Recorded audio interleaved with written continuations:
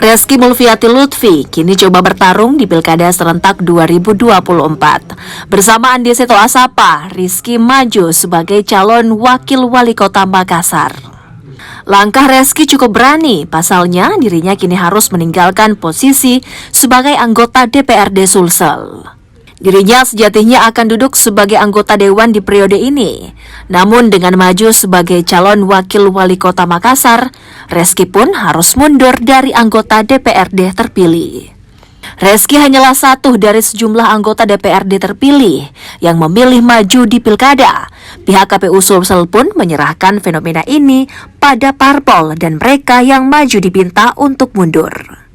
Ya, jadi terkait teman-teman caleg kemarin yang ikut berkompetisi bertarung di pemilu 2024 dan terpilih dan ingin kembali untuk maju menjadi cakada atau calon kepala daerah, itu harus mengeluarkan surat pernyataan.